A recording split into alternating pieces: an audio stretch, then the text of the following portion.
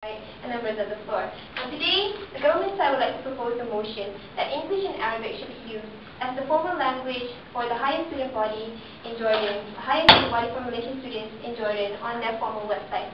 And that is SDMJ's formal website, better known by the Malaysian students here. Now, Mr. Speaker, sir, our rationale is this. We like to state the status quo here in a situation where Malaysian students are increasing. Numbers of them yearly are increasing nearly thousands and also hundreds by the day. And also languages have also been one of the main problems that Malaysian students face daily. We tend to study together and also live together and also do conduct programs together. Thus, this becomes a problem where Malaysian students cannot properly learn the language and grasp the language of English and Arabic. Now, first, I will give out and present my case study on why it is important for English and Arabic to be on the formal website of SPMG. And secondly, I'm going to talk about the importance of English and Arabic. And thirdly, I'll give out 2 points, which is number 1, promotion of the language, and number 2, international connection. Now, number 1, I will say here that for the importance of English and also Arabic. Of course, we all know that when we study here in Jordan, the main reason that we come in to study overseas is so that we can get Arabic language. Most of the students here study in Arabic. For example, Yarmouk students and also in other regions in Jordan, in probably, where are the regions? Makkah, and also online, study in Arabic. Now the problem here is that when we listen in Arabic, but we can't speak and we also can't engage in Arabic with the lecturers and also in class. Now this is probably because the Malaysian students don't practice the language, and it also is because we're in our comfort zone where we only speak Malay, we only converse in Malay, and we only discuss and study in Malay with our Malay friends.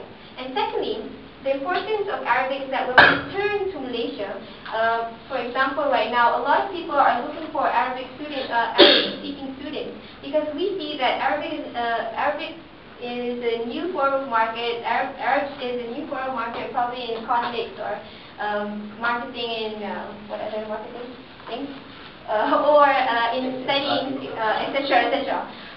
So we see here that Arabic has its place in Malaysia. Arabic has its place in the market, in the global market. But Malaysian students coming to Jordan are failing in that sector. Okay, that's number 1. And number 2, the interviewing process.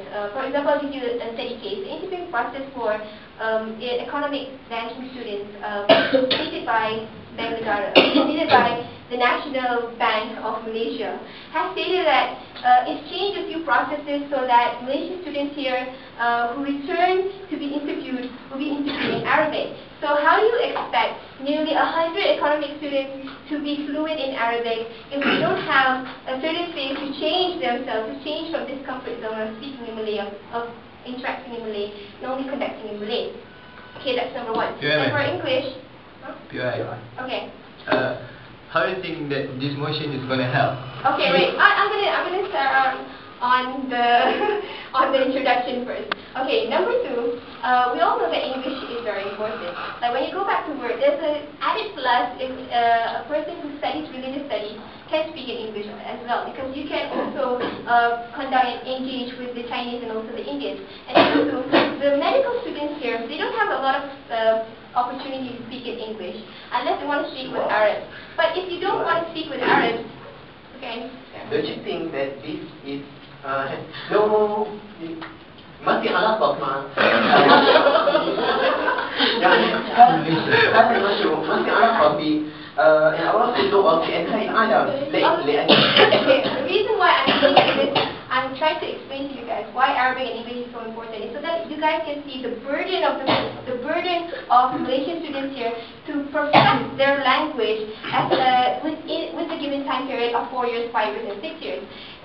Because of this burden, we see that the only way to force these Malays, the Malaysian community, to perfect and also engage in English and Arabic is by number 1, the first phase, changing the formal language used by the formal student body here. Right. Okay, sir. I don't even surf the website, no?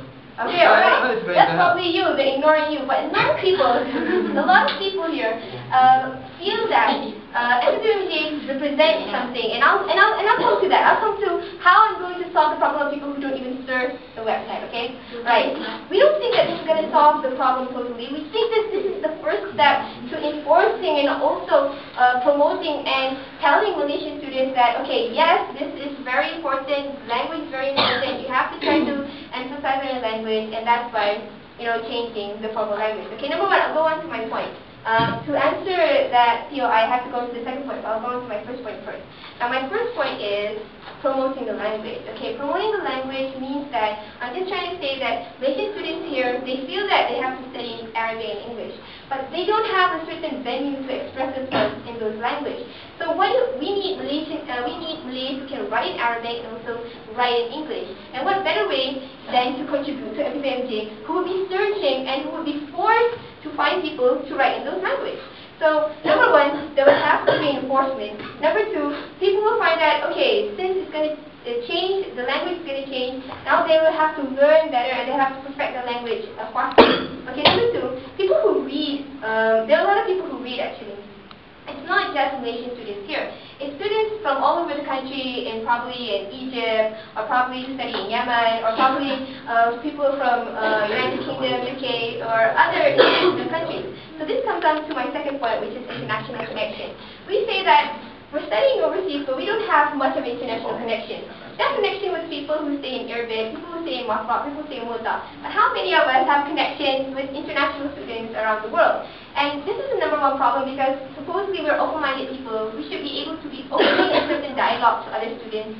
But we don't have that venue. We don't have that avenue to discuss in a very formal and also very rational and also